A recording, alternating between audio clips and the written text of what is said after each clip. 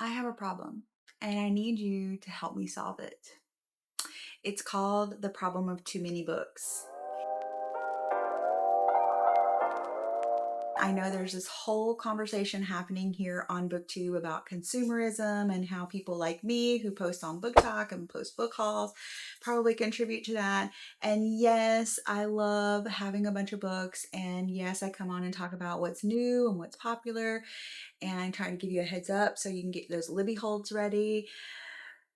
And a big piece of that has turned into a room full of books that I need to read. I have decided that for the foreseeable future, I am going to be using a TBR jar to help me with my monthly TBR. I like to read anywhere from 8 to 10 books per month.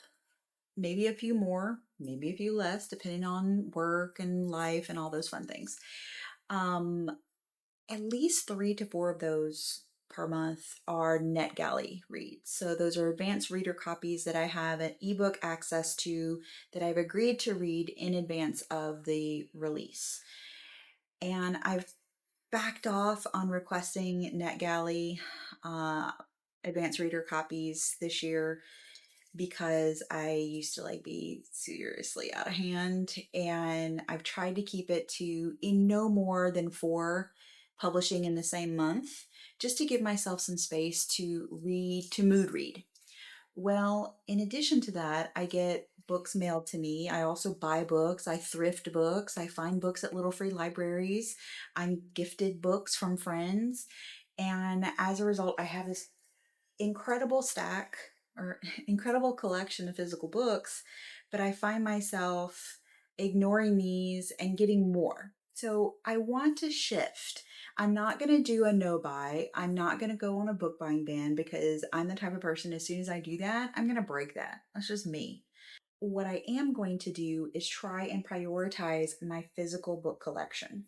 So what you see in this jar is actually not my entire collection of unread books. It's just primarily the 4 almost thigh-high stacks of books that are leaning against an empty wall that I've yet to fill with a bookcase. So this bookcase and this bookcase are not included. However, I've read most of this bookcase. I've read some of this bookcase. So I figure I'll fill this up for sure and maybe overflow it just a little by the time I finish adding in the rest of these, but I want to go ahead and get a jump start on June. So my goal is to pull 4 books from the TBR jar, and then I will talk to you about the 4 books that I have to read on NetGalley. And then I'll include a book or 2 from the historical fiction reading challenge that I'm going to be participating in this summer. I'm not going to try and do it all in June, just because, yeah, that's too much. And that is a challenge that is hosted by several booktubers who I'll tag below. So without further ado, let's pick 4 books. These are in no specific order. The colors don't mean anything. I literally just went through and put the title of the book and the author on sticky notes, folded them up, and stuck them in here. Oh, The Foundling by Stacey Halls. I have read one other Stacey Halls and it was okay, but I ordered this book when I first started reading again because it was so pretty and I wanted to have it. It's pretty. So I have high hopes. I have high hopes. Um, this is 2 women bound by a child in a secret that will change everything. London, 1754. Sounds up my alley. The previous Stacey Halls that I read had kind of like a hint of witchiness. So I did enjoy that. I actually wanted it to be witchier. So that's one book. It's hard.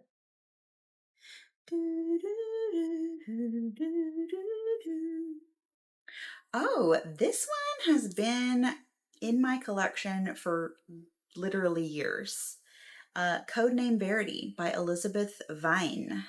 I believe is how you pronounce that. Let me see if I can find that. So this is a World War II resistance fiction novel. It is a YA novel, which is probably why I keep putting it off, because YA is not my favorite thing, but a lot of people really love this book. So I'll go in, I'll give it a shot. October 11th, 1943, a British spy plane crashes into Nazi-occupied France. Its pilot and passenger are best friends, but just one of the girls has a chance at survival. I'm rushing because I might run out of battery. Ooh. Antoinette's Sister by by Diana Giovazio. That one was fun. One where the covers are really pretty. It's very shiny.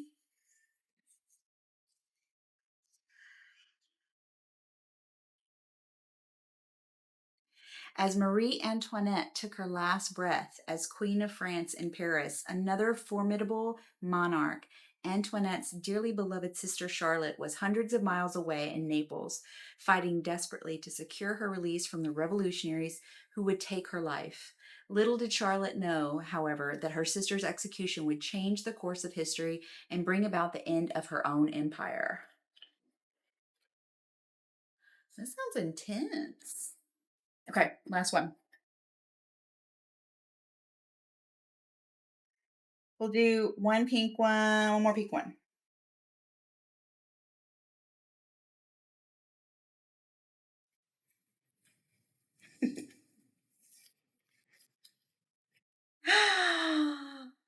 Some of you guys are going to be happy about this because you've asked me multiple times if I have read this book, and I've told you that it's been on my TBR forever. So it looks like this book is going to be in my June TBR.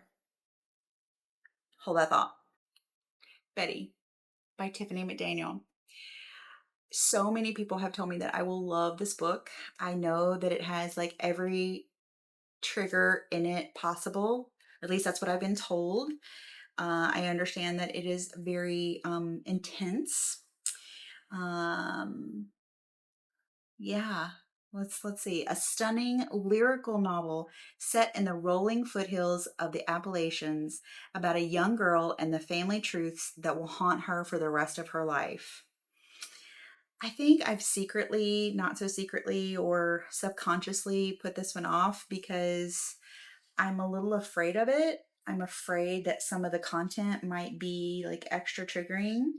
Um, oh my God, look, this is how old this is. This is back when I would do like Bookstagram book swaps. So just a little surprise from the book upstairs, or the books upstairs, who I'm not even sure if we're still connected on Bookstagram. So thank you to the books upstairs. These are my 4 physical books chosen from my TBR jar for June. It's a pretty eclectic mix of books. I kind of like that. What do you guys think? Have you read any of these? Let me know. Now, on to the ebooks that I have agreed to read that are publishing in June, and maybe 1 or 2 in July, because I think I've gotten kind of ahead on my reading. So the 4 books that I allowed myself to choose for June were The English Masterpiece by Catherine Ray, which comes out on June 10th, and I've already read that and loved it. The Stolen Life of Colette Marceau, which comes out on June 17th, already read that. Nah. Before Dorothy, which comes out on June 17th, that's the new book by Hazel Gaynor, which I kind of started a chapter last night and it was okay. It didn't grab me, but I was also really tired. So maybe I'll read it on the plane. I'm actually flying home to Louisiana. Another that publishes in June that I'm extremely excited about is A Magic Deep and Drowning by Hester Fox, who is a personal favorite of mine.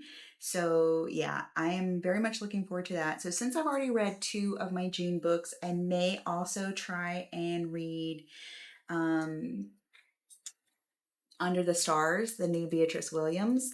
So for the Summer Historical Fiction Reading Challenge, I have picked, along with my book club, The Personal Librarian. That fulfills Shelley's prompt for a historical fiction about a real remarkable person. And then I came across an audio copy of The Girl with the Pearl Earring by Tracy Chevalier, which was one of the books that I mentioned in my video for the historical fiction about the arts prompt. And that might be it. Who knows? I've really embraced mood reading over the past couple of months. And that's kind of got me into this situation with all these books. So I'm hopeful that the TBR jar helps. That's my June TBR. That is my introduction to the TBR jar. And I am very much looking forward to finishing filling this thing up and using it each month to pull a wide variety of books to read. Almost all of which are going to be historical fiction. I do have some romance and some literary fiction and some contemporary fiction and a few thrillers scattered through here. So we'll see. But this month it is deep, deep, deep into the historical fiction, literary fiction, which suits me just fine. What are you guys reading in June? Let me know in the comments.